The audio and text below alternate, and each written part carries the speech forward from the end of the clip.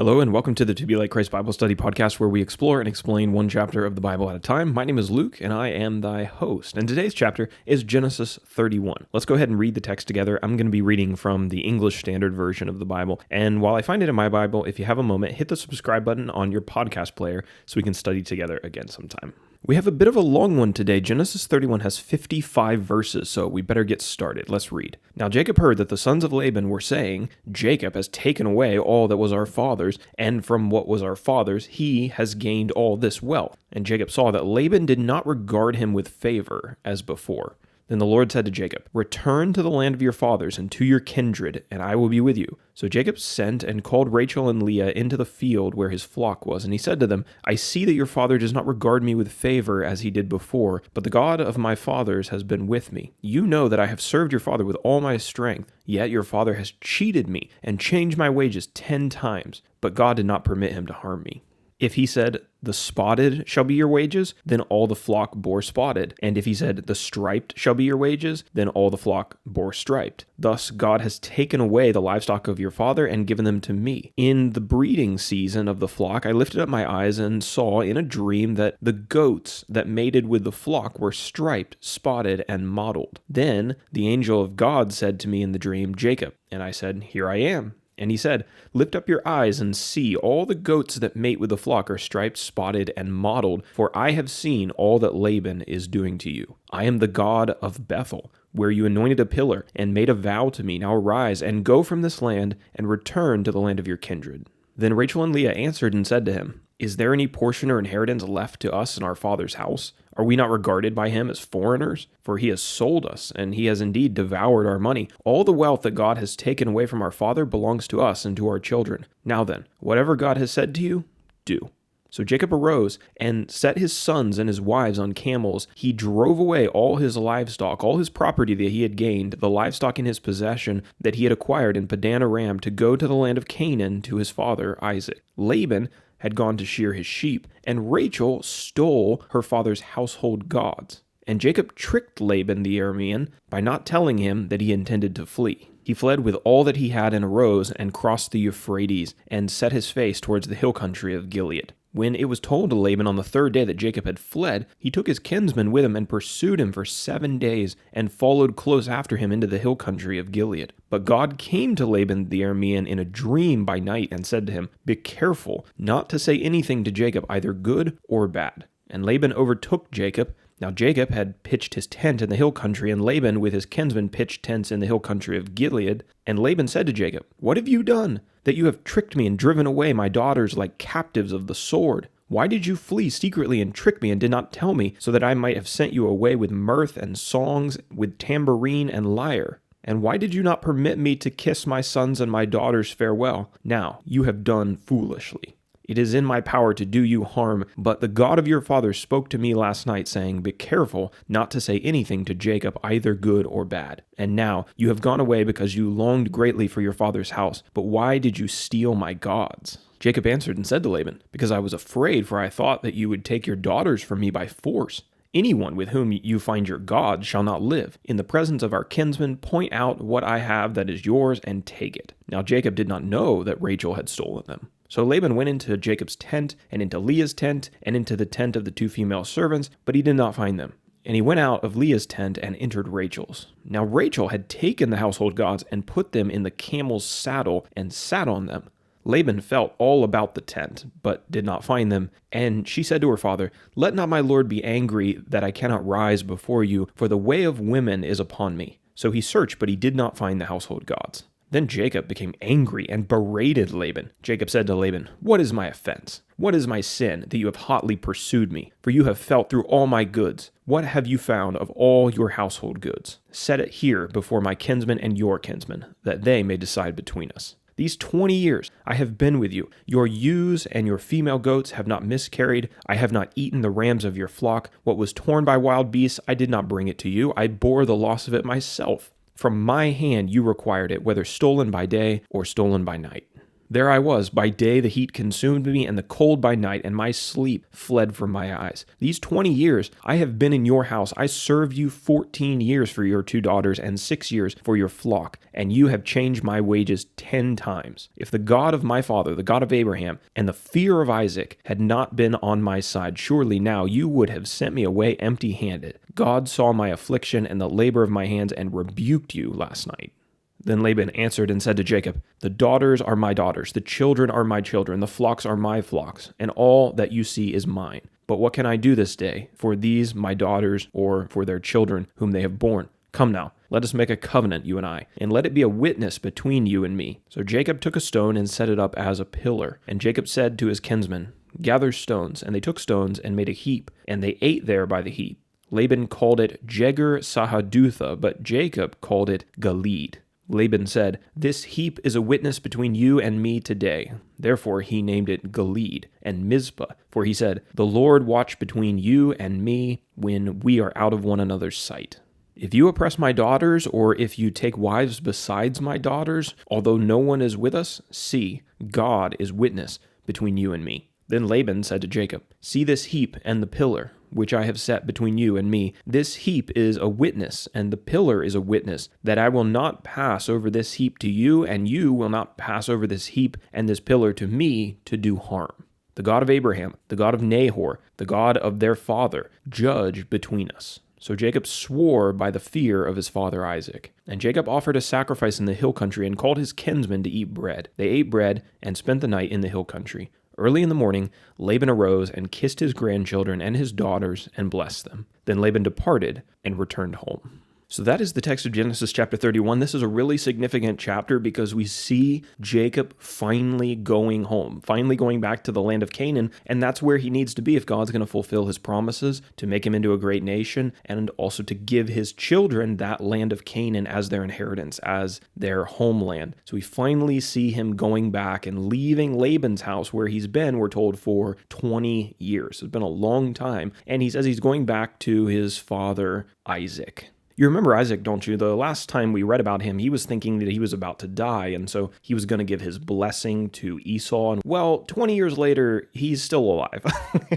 Kind of like Abraham. Abraham sends his servant to find a wife for Isaac. He says, my time is coming to an end, but then he lives for like several decades after that. Isaac is the same way. He's like, oh, I think I'm going to die. And then 20 years later, he's still alive. Maybe their expression of their death being near is not the same as what we would necessarily think. Maybe they're thinking, well, I'm kind of on the downhill, or my death is approaching sooner than my birth. And so maybe that's the way that they're expressing it. But don't worry, Isaac, although blind, is still very much alive, and Jacob will get to see him upon his return. But I'm jumping ahead. Let's go ahead and stay in chapter 31. Let's remind ourselves a little bit of the context of the last couple chapters and Jacob's time in Laban's household and what he's been up to in this 20-year period. So we read about Jacob going up to Padan Aram, to the city of Haran, where his uncle Laban lives. This is Rebekah's brother. And there he finds a woman who he really likes. He's up there to find a wife, and so it's good that he finds a woman that he likes, and her name is Rachel. She is the youngest daughter of Laban. So he says, "Laban, I will serve you for 7 years for your daughter Rachel's hand in marriage." And Laban says, that sounds like a good idea. He works 7 years, and then remember, Laban tricks him on his wedding night and gives him Leah, who is Rachel's older sister, instead of Rachel. The next morning, Jacob complains to Laban, as I would also do. He says, "Why have you tricked me? Why have you given me Leah instead of Rachel?" And Laban says, "Well, it's not our custom to give away the younger daughter before the older daughter, so you should marry Leah. And give her a week, and then in a week I'll give you Rachel to be your wife. But you have to serve me for 7 more years. Jacob agrees to this. He marries Leah and Rachel, and he's in Laban's household for another 7 years. So that's 14 years of the 20. What about the last 6? We talked about in the last chapter how Jacob wanted to leave and to go back to Canaan after the 14 years were up. But Laban says, no, stay in my house, because he was reaping blessings from God blessing Jacob. So Jacob agrees to stay in Laban's house and to care for his flocks, and he stays for another 6 years. And you remember in chapter 30, we talked about how Jacob became very rich from God's blessing, how all of the striped and spotted and black lambs of Laban's flock were the wages of Jacob. And God blessed the flocks in producing these spotted and striped and black lambs. And so Jacob became very, very rich. And there's some points of contention that Jacob has with Laban in regards to the way that Laban has given him those wages over the past 6 years, and those are going to come up in the beginning of chapter 31. As we open chapter 31, we learn that the relationship between Laban and Jacob has gotten a little bit rocky over these past 6 years. So let's go ahead now and get into our text. We are going to be using our PDF, which has all the key details on it. If you want it, it's free. You can download it to belikechrist.com, or you can get online, amazon.com, and buy a book with all 50 chapters of the book of Genesis already there, all that information in one place for you. Let's go ahead and cover our basic information first, starting with when these events took place. The exact date of Jacob's return to Canaan is not known, but using information throughout the book of Genesis and in some of the chapters ahead, it seems likely that it occurred between 1745 to 1725 BC. Our main characters for today are going to be pretty similar to the last couple chapters. We have Jacob, who's the son of Isaac and Rebekah and the twin brother of Esau. Esau's his older brother. We have Laban. He is the brother of Rebekah, the uncle of Jacob, and Jacob has now been serving him in his household for 20 years. Leah, who is Laban's oldest daughter, and she becomes the first wife of Jacob. Not that he consented to that, but that's the way that it worked out. And then we have Rachel, who is the favorite wife of Jacob. She is the younger daughter of Laban, and at least while she was in Haran for a period of time, she was the shepherdess of her father's flocks, probably until Jacob got there. She's described as a very beautiful woman, and we talked about the children that Leah and Rachel and their two servants had for Jacob in the last chapter. He has many sons, and we also talked about one daughter whose name was Dinah. So this family has been growing in Laban's house, and now it's time to leave Laban's house and go back to Isaac and Rebekah's house. Our map is going to look pretty similar to the last couple chapters. It's that expanded view of the Mediterranean region. We're over on the east side of the Mediterranean Sea. Jacob lived in Haran for 20 years before returning to Canaan at the end of Genesis 31. We talked about how Haran is about 500 to 550 miles north of Canaan. So this is a substantial journey. It was substantial for Jacob when he made it alone, but imagine making it with multiple children, multiple women, probably servants, and these huge flocks of animals that Jacob now has. That kind of explains how Laban was able to catch up with him after he fled from Laban's house. It's because Jacob has this huge company of humans and animals that he's moving south, and Laban is probably moving more swiftly. But I guess we haven't technically gotten to that yet. We'll get to that in our outline, which is up next. So for our 55 verses today, I've got it broken down into 5 sections. The first one is verses 1 through 16. Jacob, Leah, and Rachel determined to leave Laban's house. As Jacob was growing wealthier, his flocks of striped and spotted and speckled and multicolored animals were getting bigger and bigger because God was blessing them to that end. Jacob grew richer and richer, and Laban's sons started grumbling about him, saying that he was only rich because he was taking what belonged to their father. Basically insinuating that maybe he was doing something dishonest. He was in a way he was taking Laban's wealth as his own. And we're told in verse 2 that Laban did not regard Jacob with the same favor that he had before. So you remember 6 years ago, Laban doesn't want Jacob to leave because Laban's being blessed from him. And probably before that, when he's marrying his daughters and working for his daughters, Laban thinks very highly of Jacob. But things have changed, and their relationship has soured, and part of that is the dishonesty of Laban. It's interesting in this chapter. I talked about in the opening of chapter 29 how Jacob starts off, and what we know about his early life is he's not a particularly honest person. He has to lie to his poor blind father. What we find out, though, is Jacob here is maturing. He is growing into a better man, I think the text seems to lead us to conclude. And now he is the honest one, and it's his uncle Laban who is a little bit less than honest. We'll talk about that down in our outline a little bit further. God appears to Jacob and tells him that it's time to return to his father in Canaan. The last time, 6 years ago, Jacob had kind of concluded this on his own. Now, God is the one who comes and says, Jacob, it's time to come home. I am the God of Bethel, he says. Remember, Bethel was that place where Jacob had that that dream. God was up at the top of a ladder which descended all the way from heaven to earth, and there were angels going up and down the ladder, and God promised Jacob that he was going to take him to Haran, but then eventually he was going to come back to Canaan so that God could fulfill his promises through him. And so God appears to him this time and says, I am the God who appeared to you at Bethel, and now is the time for you to go home. Jacob calls Leah and Rachel out to him while he's in the field, and he tells them that he wants to leave. And he reminds them how Laban had not really been honest with him in their business dealings, but how God had blessed him in spite of Laban's dishonesty. Let me read you that verse from the text. Jacob says, You know that I have served your father with all my strength, yet your father has cheated me and changed my wages 10 times, but God did not permit him to harm me. So Laban has changed up Jacob's wages, maybe as he saw Jacob getting more and more prosperous. He says, I know we had an agreement that you were supposed to receive a certain part of the flock, but I'm going to change that up a little bit, and you're getting a little too rich here. So he changes his wages. Jacob said he did it 10 times, so this must have been a pretty common occurrence where Laban wasn't standing by his word and his agreements with Jacob, and Jacob's getting fed up with this.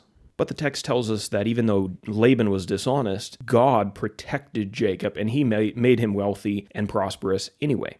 Jacob then tells his wives how the angel of God appeared to him, just as he had in Bethel, and instructed him that it was time to make this journey back to his homeland. And we don't see any argument from Leah and Rachel. Leah and Rachel were aware of their father's dishonesty, and they agreed to return to Canaan with Jacob. It seems that not only had Laban's relationship with Jacob soured a little bit, but Laban's relationship with his two daughters was also different on account of Jacob. They say in verse 15, Are we not regarded by him as foreigners? For he has sold us, and he has indeed devoured our money. Laban doesn't even treat his two daughters like they're part of the family anymore because they're associated with Jacob. So they say to Jacob, We will do what the Lord has instructed, and if the Lord has instructed us to return to Canaan, we will go with you.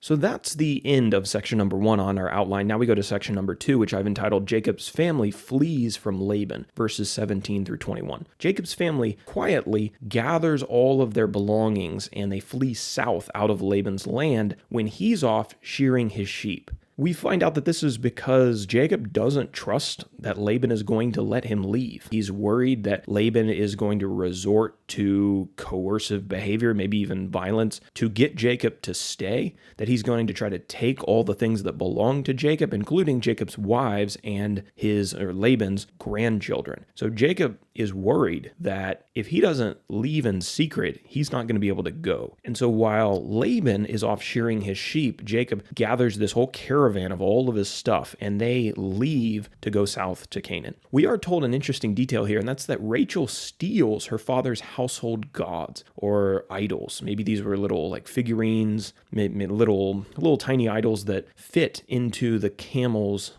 luggage. And this is an interesting detail. We don't know exactly why she steals these, why she decides to do this before running away. There's some theories.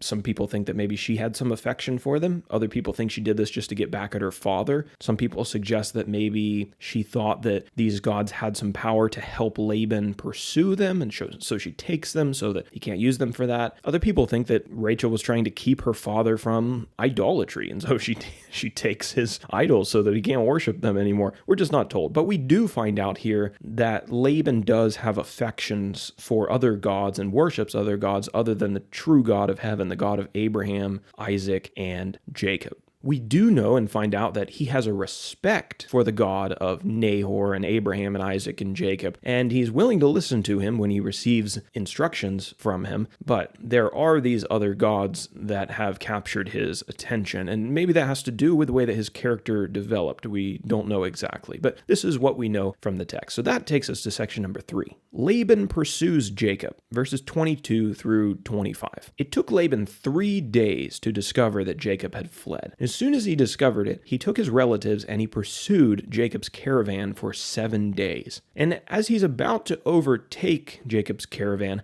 God appears to him in a dream, and he instructs Laban not to do any good or bad to Jacob, the text says. I think really the meaning of the text here is that he is not to hinder Jacob, he's not to threaten him, he's not to do violence to him, he's not to do anything bad to him, or else he's going to have to answer to the God of Jacob. So it's interesting that we see, God has been talking to Jacob and to Jacob's family for many years, but now we see him speaking to Laban and warning him not to mess with Jacob, because Jacob is going to be the one through whom he's fulfilling his promises, and that's not going to be hindered by Laban.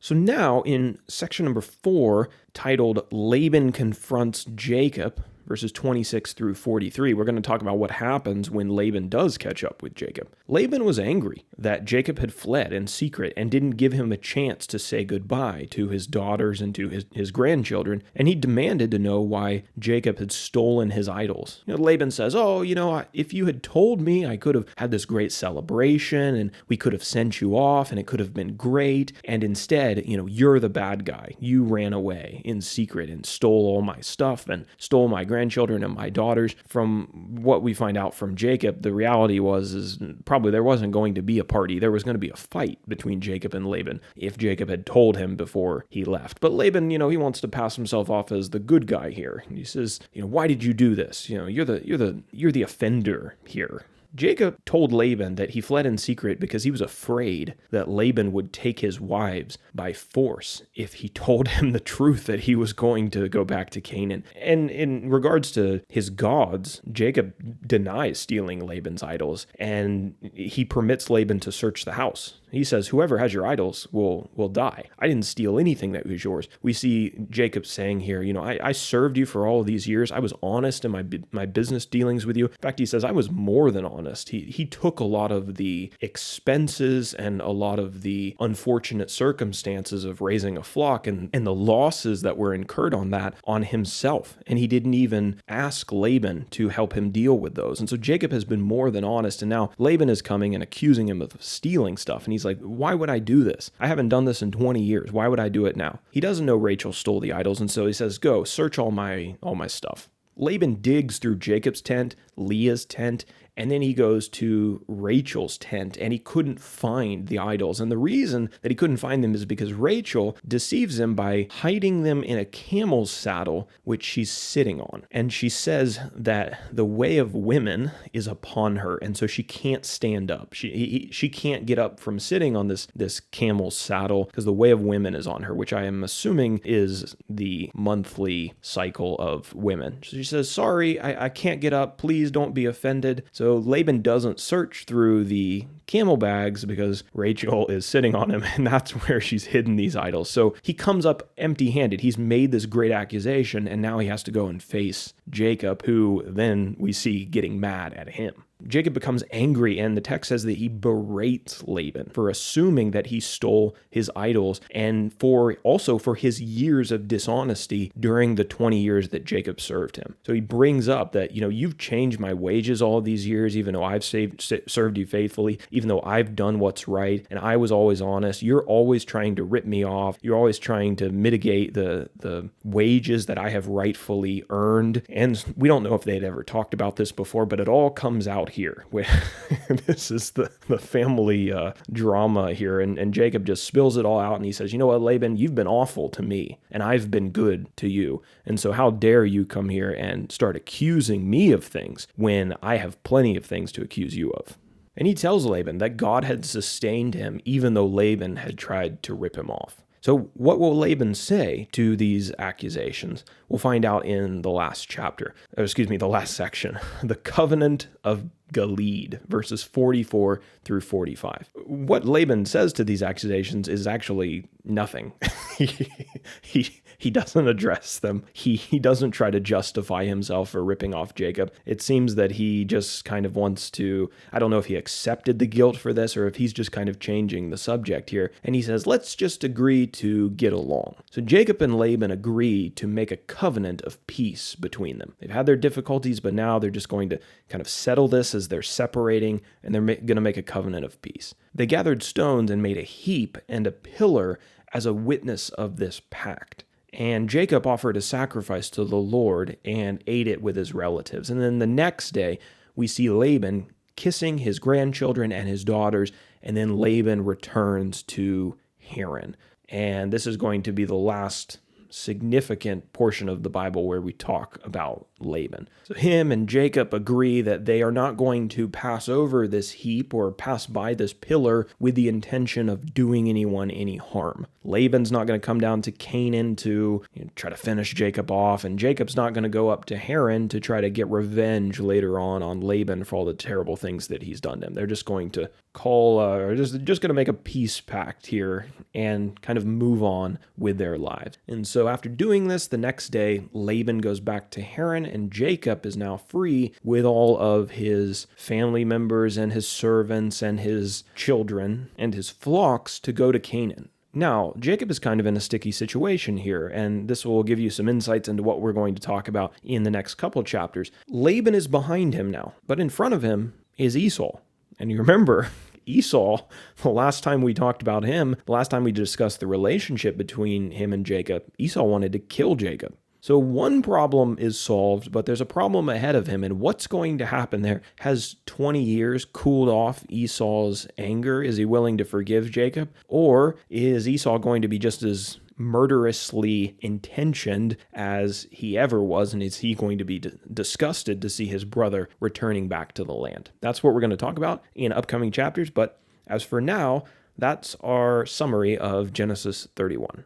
For our application today, let's talk a little bit about dishonesty and deceit and the fruits of those behaviors.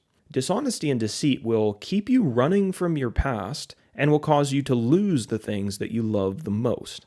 Jacob had to flee his home in Canaan because he lied to his father. Laban's family now runs away from him because of his dishonesty and the way that he was treating them. The application for today is that it's better to be honest and upfront in our relationships. I think sometimes we think, well, maybe there's some short-term gain, maybe I can escape some trouble or something, or maybe I can get a benefit for myself by deceiving or being dishonest. But the reality is, and one of the things that we learn here is that it's just better to be honest and upfront in your relationships if you want to live a good and a blessed life and not be running from your past and having the people who should love you end up disliking you. Honesty isn't always easy, but it is necessary to retain the people that we love the most, and of course to maintain our relationship with God, who calls us to that honesty and trustworthiness.